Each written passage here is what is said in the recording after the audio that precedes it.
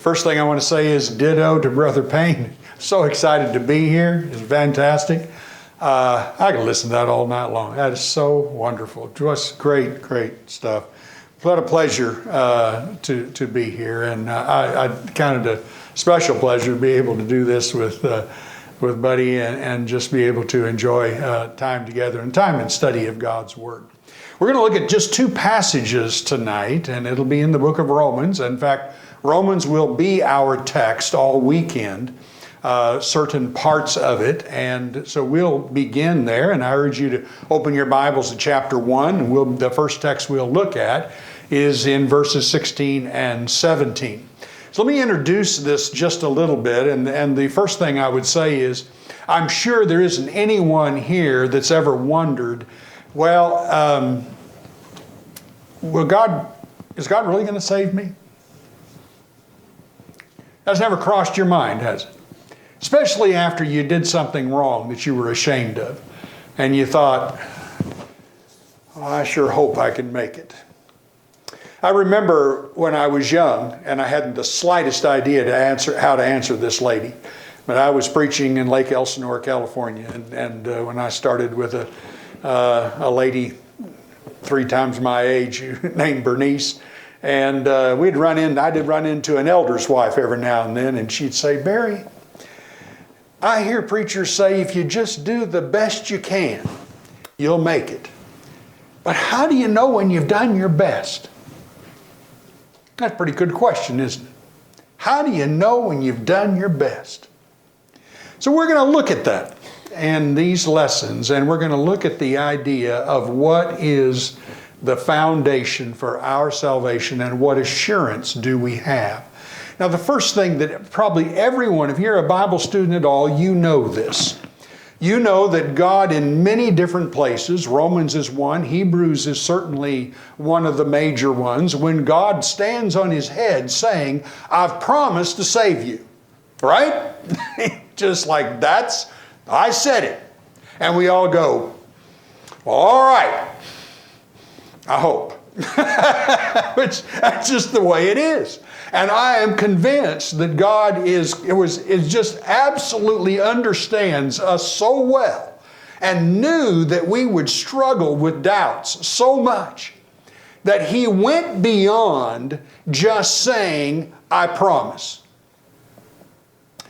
And I got to thinking about that and studying that in about a year ago when I was looking more carefully in my studies in the book of Romans, and I realized that God didn't just say it. God went to great lengths to describe exactly why you should have confidence in your salvation. And it has to do with how we look at 2 phrases in the book of Romans, justified by works or justified by faith. And the problem we have often had in our brotherhood is if I say we are justified by faith in Jesus Christ, that the next thing that's going to come out of somebody's mouth is, well, yeah, but, and we want to talk about all the things that doesn't mean. Okay, here's my promise to you tonight. We're going to talk about all the things it doesn't mean. We're going to talk about what it does mean. And this is what we're going to deal with in 4 lessons in the book of Romans. It has changed the way I see God. It's changed my desire to serve God. It's changed my energy in serving God, and it will change yours too. It will redefine how you go about working for God, and I would guarantee you that when you show me somebody who is lackadaisical in their service to God, one of the reasons for many of those people is they do not have an assurance of their salvation. And one of the major reasons Christians fall away is because they're convinced they don't have assurance of their salvation. And if you even showed them a passage, they say, yes, but I've been told, as one young lady said to me, I was told all my life, just one sin's going to get you to hell. Well, there's some truth to that if you're not going to repent of it, but that leaves the wrong impression. That leaves the wrong idea. And many of us grew up with that. So we're going to deal with that this evening and in the 4 lessons that we look at. So let me start just first with a few things, some challenges of reading the book of Romans. We hit some of these things very, very rapidly. You're welcome to talk to me about them more specifically. One of the things the Apostle Paul does is he alludes to or quotes many Old Testament passages. If you ask me today what I think the hardest book in the New Testament is, I'd probably put Romans pretty well at the top. I'd say, yeah, I think Romans is there. Revelation, you say, well, but Revelation, you know, if you know the Old Testament, Revelation is not nearly as hard as Romans. But if you know the Old Testament, Romans will make a big difference for you, because one of the challenges of Romans is Paul's constantly making reference to the Old Testament. And if you don't know the whole context of where he's quoting, you're going to misunderstand what's going on. Secondly, Paul uses shorthand words and phrases that have much bigger concepts to them. Just like the phrases I just used. Justified by works, what's that mean? Justified by faith, what's that mean? Well, he uses those concepts as borrowed from the Old Testament in order to get you to understand. But if you don't know how those concepts are used in the Old Testament, you're going to misunderstand. So it's extremely important that we know those things, just like we're going to look tonight about the phrase, the righteousness of God. And if you do not know how that was used, like in Habakkuk and in Psalm 98 and Psalm 71 and other passages, you're going to just be like, what? You're going to make up your own thing of what you think the righteousness of God means. So it's important to know that. How many here have seen the movie Princess Bride? Cool, a good number of people. Hooray, hooray. You know that word you're using, I don't think it means what you think it means. Anybody want a peanut? Do you notice what I just did? Now, some of you, if you didn't see it, you don't have any idea what I just did. I quoted one little line out of a movie, and because you've seen the movie, you know what that one little line fits and how it fits in a context of the movie. It's the same thing. Paul quotes little lines all the time. All the New Testament writers do. And one of the biggest flaws we have as Bible students is not to understand what those little lines mean in the Old Testament context. How many times you've read a little line and it was fulfilled by the prophet and you go, okay, guess it was, and went right on. Big mistake, big mistake. You don't know how that prophet used that. You don't even know if it's a foretelling prophecy or a historical use of a historical event as a prophetic event. Those things you don't know unless you go back and read it. So there's certain things that must happen for that to take place. We must understand the way the Jews of the first century understood their salvation. That is incredibly important in the book of Romans, and we will see how that goes. But first and foremost, I'll just note this with works of law. When Paul uses the phrase works of law, he is not talking about the Jews thinking they could earn salvation. That isn't so. We don't see that anywhere. That's not the way they looked at it. The way they looked at it was, if I'm physically in some way connected to Abraham, then I am justified, I am saved. My connection to Abraham comes through these certain works. You see this, by the way, in the book of Galatians. He'll mention all of these things: circumcision, Sabbath foods, festivals, temple, synagogue worship, etc. If you've done those things, boom, you're in. And we'll look at that a little more carefully in a moment. But that's the way they looked at that. And the bottom line was, their work salvation was their identity to the offspring of Abraham. And I want to tell you something. If we were reading Galatians, the first thing I would do is say, did you know as a Christian that your only hope of salvation is your identity with Abraham? Do you know that? Now, when I was baptized, did somebody say, do you realize you're becoming the offspring of Abraham and therefore the fulfillment of the promises given to Abraham? If you had asked me that question, I'd say, what are you talking about? I just want to be saved. Well, your salvation is dependent on whether you're the offspring of Abraham. And Paul, in Galatians 3, goes to great lengths to show that it isn't because of physical descendancy that you're offspring of Abraham, but you are the offspring of Abraham because Jesus is the offspring of Abraham, and he produced you as the offspring to then Abraham. Very, very important principle. But see, the Jews looked at that as a physical lineage and these certain things that went on. So those are some of the challenges that you see in the book of Romans that we will look at a little bit and solve as we go on. So here, three things are focus in this lesson, just very, very quickly here. We want to discover the danger of approaching salvation by works. And I'm going to guarantee you that I doubt there is one person here who hasn't in one way or another approached their salvation by works.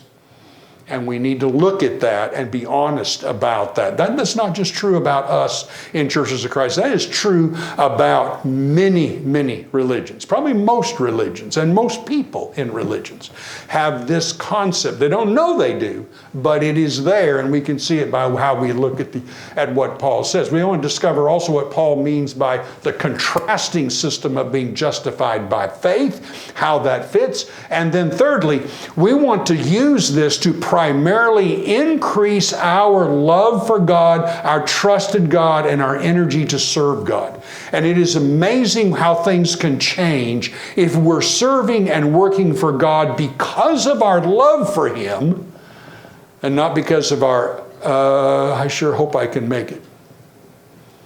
You want to have the right motivation. God acted first to draw us to love Him and serve Him on that regard. Did y'all do your tax return this year? Yeah. Did you, when you got to the bottom line and the end of it and you saw how much you were going to pay, did you go, oh, come on, man, I need to pay more than that? No.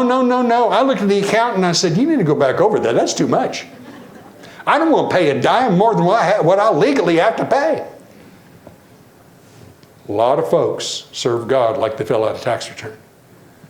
Well, now, what can I get away? Do you realize I've had Christians actually walk up to me and say, well, you know what you preached this morning? Do you really think that's a salvation issue if I don't do that? You know, my answer always is, no, I don't think that's a salvation issue. I think that dumb question you just asked is a salvation issue. That's the issue. How you go about serving God is the issue. That's the problem. And that's what we want to look at then tonight. Now, we're going to start with this text that if you're a Bible student at all, you know this text backwards and forwards, you think. I'm going to suggest to you there's some things that are a challenge in this text. First and foremost, for I'm not ashamed of the gospel, for it is the power of God unto salvation to everyone who believes, to the Jew first and also to Greek. Now notice verse 17, for in it, in the gospel, God's righteousness is revealed, or the righteousness of God is revealed from faith for faith, as is written, the just shall live by faith. Now we want to concentrate this evening on this last phrase here. In the gospel, the righteousness of God is revealed. So what I need to do is find out what's this righteousness of God, and I'll find out that the righteousness of God is then revealed in the gospel. The gospel is what exposes it, shows what it is, and reveals it. And it is from faith for faith. And then he says that little phrase, as it is written, the just shall live, or the righteous shall live by faith. That's a quotation from Habakkuk. And like I said a minute ago, unless you know Habakkuk, that quotation won't mean a blooming thing to you. You might say, well, yeah, I know what that means. It means the righteous people live by faith. But you don't know what he just said. He said that shows you this righteousness of God. It explains what the righteousness of God is, and it explains it from faith for faith. That's what we want to discover first and foremost. So let's notice a couple of texts here. First in the Old Testament, Psalm chapter 98, verse 1 and 2. Let's see how righteousness, God's righteousness is used. Oh, sing to the Lord a new song, for he has done marvelous things. His right hand and his holy arm have worked salvation for him. The Lord has made known his salvation. He has revealed his righteousness in the sight of the nations. Now, if you know how Hebrew poetry works, you have a second line that in many ways rhymes or contrast with the first line, depending. In this case, the rhyme goes from salvation to God's righteousness. God's righteousness and His promises of salvation, God holds true here. He's made known, Romans 1, He revealed His righteousness. He's made known His salvation. He revealed His righteousness in the sight of the nations. Okay, hold that thought there. We'll notice one other text, Psalm 71, 1 and 2, and then the end of the Psalm, verse 24. In you, O Lord, do I take refuge. Let me never be put to shame. In your righteousness, deliver me and rescue me. Incline your ear to me and save me. Now, the first part of the psalm is David saying, Lord, please, don't put me to shame. You know, when I was in high school, I was a 90-pound weakling, maybe 130. And big bruisers would come and beat me up half the time, and I'd just take my books and throw it on the ground so they wouldn't throw them on the ground and try to get away from them and that kind of things. That's why I started lifting weights. He still beat me up. It didn't make any difference. So what goes on here is, don't put me to shame. You know, what I wanted to find is a friend who was bigger than the guy who beat me up. And I'd say, man, don't let me down here. We're putting our trust in God. And that's what David's doing here. He puts his trust in God and he says, Lord, don't put me to shame. The enemy is attacking me. Don't let them win. If they win, my trust in you is, I just look bad. Don't put me to shame. That's the cry. At the end of the whole psalm, he says, God's answered me. My tongue will talk of your righteous help. Notice that word. Help all the day long, for they have been put to shame and disappointed who sought to do me hurt. You know, as Brother Payne talked about, all these atheists and all this that's saying all these things. They are going to be put to shame. We put our trust in God. We are not going to be put to shame. He will not let us be put to shame. That's a really important concept. So that's a concept that Paul keeps repeating throughout Romans in one way or another. Not always using that phrase, but using the phrase many times to point that out. So the bottom line is, what is the righteousness of God? It's God's faithfulness to His promises. Do you remember the promise to Abraham? We're going to talk about this more tomorrow night. Did God say to Abraham, now Abraham, I'll save you and your offspring if you do this and this and this. I'll do this if you do this. No, God said, I'll do this. And Abraham was just brilliant, you know. God says, and Abraham believed, remember that, and had faith and all this. In the very next chapter, chapter 16, after God went through all this promise, he and Sarah went, let's try Hagar. Maybe that'll help. And I always crack up and go, time out, Abraham, you just said you believed. No, I got to help him out a little bit. No, that's not the way this works. So here's the idea. It is the fact that God is faithful to His promises to save, and He will not put us to shame.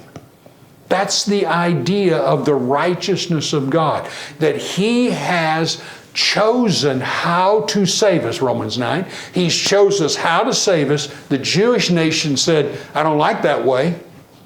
I refuse that way, the way of Christ. I don't want to do it that way. And in Romans 9, God says, I have a right to choose how I'm going to save you.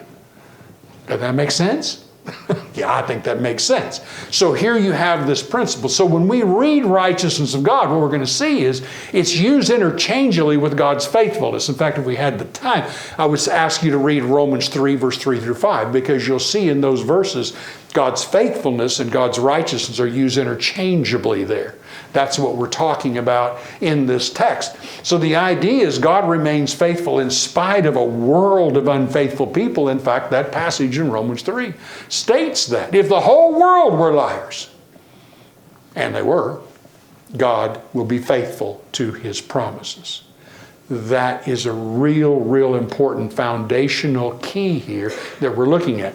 Okay, so we haven't talked about everything in Romans 1, 16 and 17. That's an introductory statement. We want to go back here now for a moment, and let's take a look at Romans 3. Here's our second text for tonight. Okay, Romans 3, 19 through 26. Now, if you'll turn over to Romans 3 and just take a look at that. Look at verse 19 and 20 first off.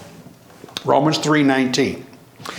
Now this is after 2.5 chapters of Paul proving that everybody has sinned. Now, you have no idea how difficult it was for a Jew to hear this, a Jewish listener, to hear that he was in exactly the same condition as a Gentile. I mean, that Jew's going, you got to be kidding me. Do you remember what John the Baptist said to the Jews who came to be baptized? Do you remember what he said? Do not think that you are Abraham's children. No. We have Abraham as our father. He says, don't go there. That's not how this works. The one who comes after me, and he goes on to preach Christ. That's what we're dealing with here. So they're proven that they are in sin just like Gentiles, condemned just like Gentiles. Look at verse 19. Here's his conclusion of those 2.5 chapters. Now we know that whatever the law says, it speaks to those who are under the law, so that every mouth may be stopped and the whole world may be accountable to God. So first off, he says the law, and in this case in Romans, he's almost always referring to the law of Moses. But even Jews under the law of Moses have proven that the whole world is in the same condition. Because we're all under law. Romans 1 shows that as well. We're all under law, and everyone's the same condition. If you and I went to stand before God, do you just imagine doing this? You go stand before God, day of judgment, and the whole thing. Go, God, before you say anything, just let me tell you. I'm going to tell you all the good things I've done. You want to try that? And then at the end of you telling him all the good things, say, I want you to save me based on all these good things I've done. He'd rip your face off. He'd turn around and look at you and go, there is a billion things I can show you that you have done wrong. Don't give me the business of, look what the good things I did. This is what this text is saying. The law proves that we're all accountable. We shut our mouths. There's no way we can speak before God. It proved that to Israel, and it's proven that to this day. No one is justified by any law. You do not keep the law of Christ well enough to go to God and say, I got this. That's not the way this works. We are all sinners. We all sin and have. Do you notice in Romans 3:23, right up to this text? All have sinned, past tense, and fall short, present tense. 1 John 1, if you say you have not sinned, you're a liar. The truth is not in you. So this is the picture that he's given here. So the law doesn't save. In fact, verse 20 tells us what the law does. For by the works of the law, no human being will be justified in his sight, since through the law comes the knowledge of sin. What's the law do for us? It shows us when we sin. That's its main purpose.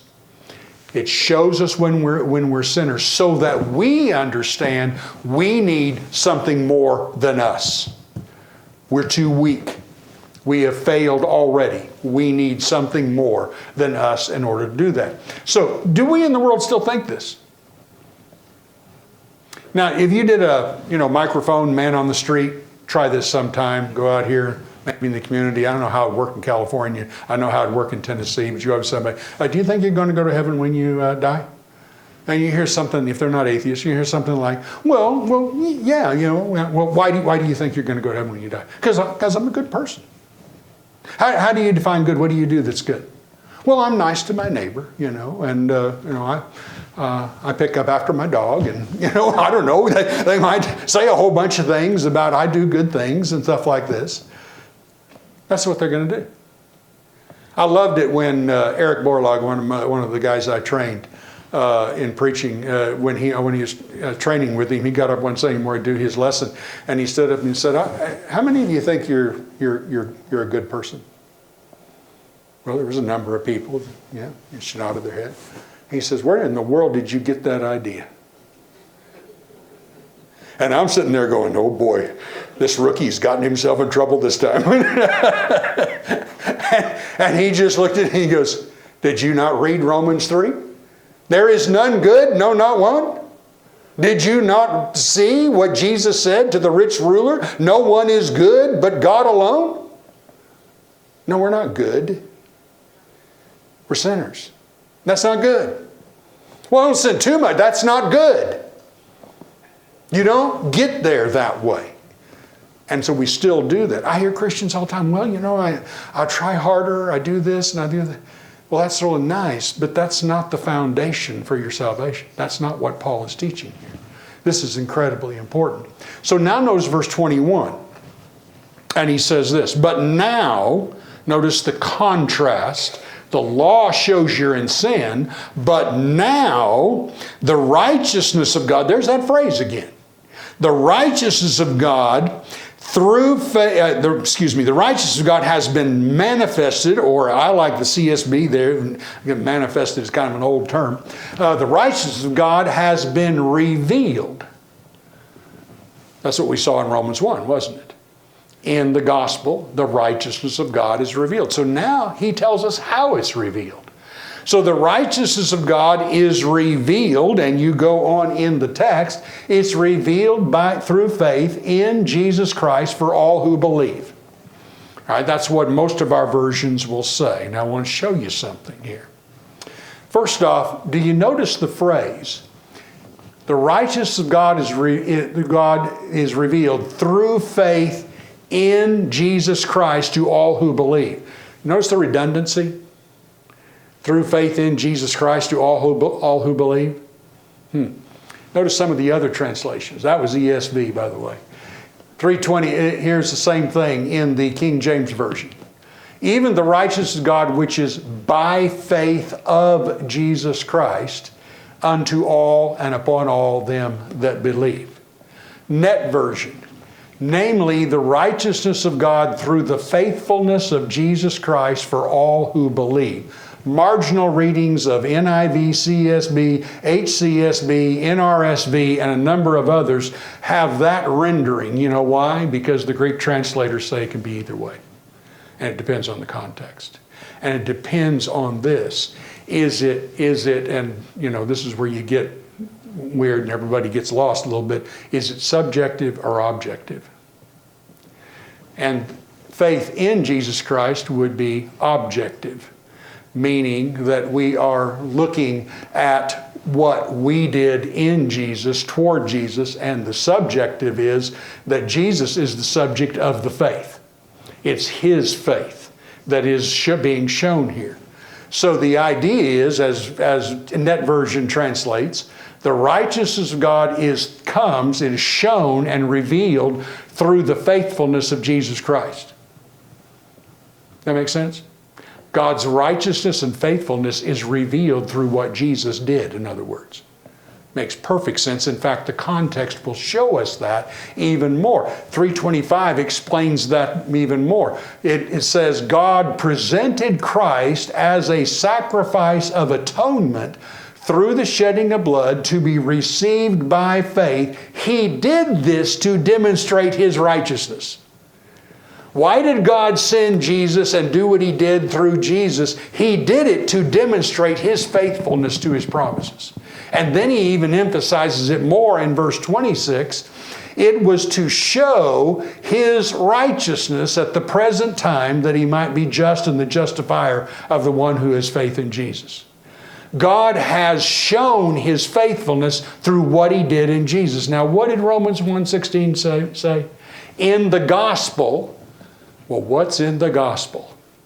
What Jesus did for us. That's what's in the gospel. His giving of His life, His kingship, and what He did to bring about our salvation. It's about Him. In fact, you just asked yourself this question. Is God's righteousness or faithfulness shown through our faith in Jesus, or is it shown through the faithfulness of what Jesus did by atoning blood? It's certainly not shown by my faithfulness and your faithfulness, because our faithfulness is imperfect. It's shown by what Jesus did. We don't show God's faithfulness by our imperfect belief, but Jesus certainly showed it that way. That's how that worked. Where is our assurance? Do you feel assured of your salvation based on your faith or based on what Jesus did? Duh. It's not in my faith because mine kind of does a little of this a lot of times. I'm struggling a lot of times. This is the nature of it. We're battling sin. We're battling Satan. We get a little low. We get up. Those kinds of things. No, our assurance is in what Jesus did. These same phrases, by the way, are used in Galatians chapter 2 and all the way through Galatians chapter 3. And if you can see it real plainly in the in the net version, but all the versions will say, yes, it can be translated the other way as well. It just depends. Now, a lot of our evangelical friends, like John Piper and stuff, have written books going cuckoo about wanting to say it's faith in Jesus because he wants to really stress this only through faith, our faith, that we're saved and nothing else. And he doesn't like that. John, it doesn't hurt your view to understand this because it still teaches that we have to have faith in Jesus. That's not the point. The point is who are we putting our assurance and trust in? It's the faithfulness of Jesus Christ. Now let's go back and see how this fits in Romans 1:17, okay? So, for in it, that's in the gospel, the righteousness of God is revealed from faith for faith, as it is written, the righteous shall live by faith. Now, notice the as it is written. What Paul is saying here, what I'm telling you, is that God's faithfulness has been revealed from faith for faith. And that is explained in the book of Habakkuk. Habakkuk 2, verse 4 is what he quotes. But if you went back and read Habakkuk 2:4 only, you know what you would read? Yes, the righteous shall live by faith. That's what you'd read. That doesn't do you any good. You have to know the whole, just like you got to know the whole movie of Princess Bride to understand some of these words and phrases, you also have to know Habakkuk. So we'll spend the next 30 minutes reading Habakkuk. No, we won't do that. So here's a quick rundown of Habakkuk. This is around 625 BC, not long before the Babylonian invasion. And Habakkuk takes a look at God, and this is all about Habakkuk and Habakkuk. He looks at God and he says, hey, do you see the sin in Israel? Do you see the sin that's going on? What are you going to do? I'm paraphrasing. And God says, oh, I see it. Oh yeah, I see it. He says, I'm about to tell you what's going to happen. You won't even believe it. Nobody will believe it when I get done telling you what it is. I'm going to bring the Chaldeans in and they're going to rip you to pieces. And Habakkuk goes, time out. No. You don't understand. We're bad, but we're not that bad. You certainly aren't going to bring a worse country than that against us. And God says, write it in stone, put it down, and send it to the messengers. It's happening. And then he says these words. You want to be saved? The righteous shall live. Operative word, circle that word there. Live. You want to live? You're going to live by faith. You're going to trust me in something that is beyond your imagination and understanding as to why I'd bring the Babylonians in and do this. I'm going to change how you think, but you have to trust me. And then he goes on in Habakkuk to talk about he will take the Babylonians apart. And he is going to punish them, but he's going to use them to punish Judah first. Now, at the end of the book, Habakkuk has gone from, God, you can't do this. I don't understand how you could do this. This is amazing. And then when God goes through his whole thing, I want you to see what Habakkuk does here. Click here. So Habakkuk reveals now how God's righteousness is revealed from faith for faith. Here we have. Habakkuk says this at the end of the book, chapter 3:16. I hear. By the way, stop for a second. Just imagine. I think everybody here knows what Hamas did in Israel a year and a half ago. That's beyond our imagination in the present day, isn't it? Just the most disgusting thing you ever heard of. That's the Babylonians. That's the Chaldeans. They walked into every country they were. And they bashed babies' heads to pieces, and they raped women, and they killed anybody they wanted to kill. It was a massacre. You read the book of Lamentations, and it is a picture of hell on earth.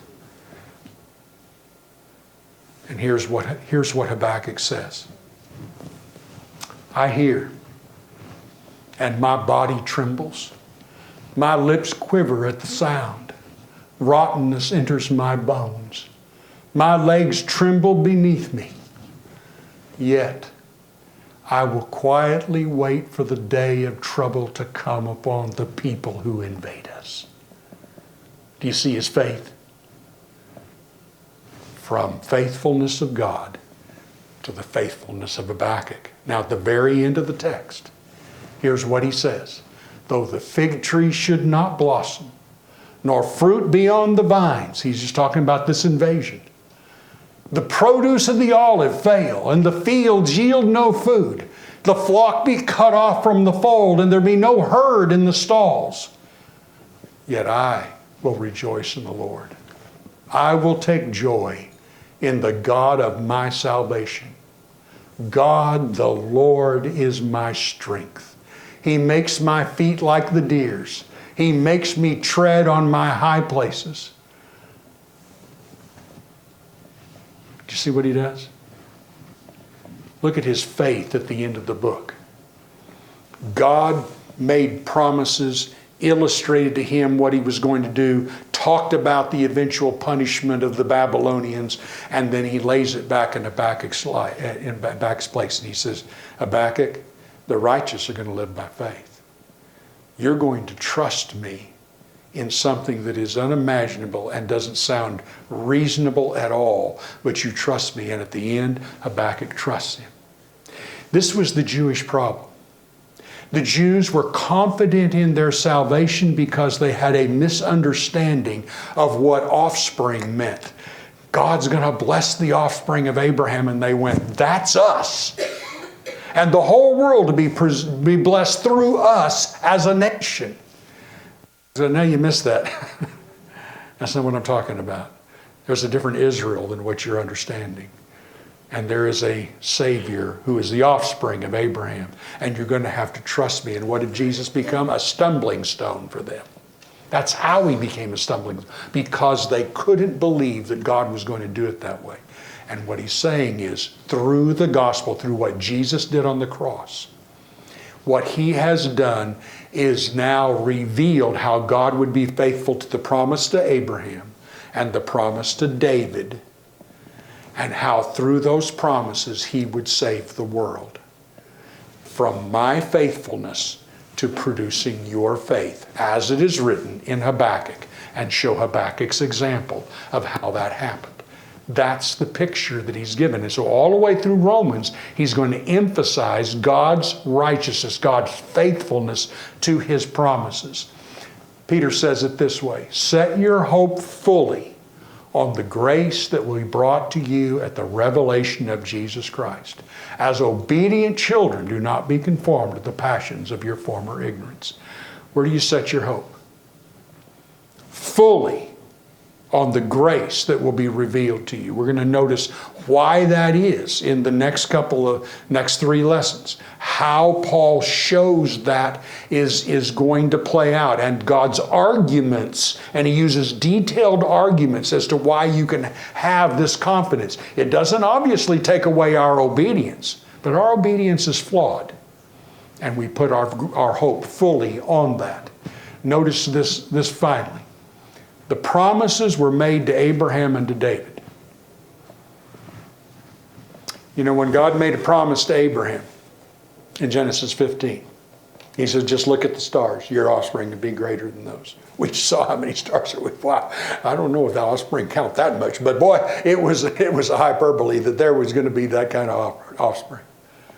And then God made a promise to Abraham. It was a unilateral promise.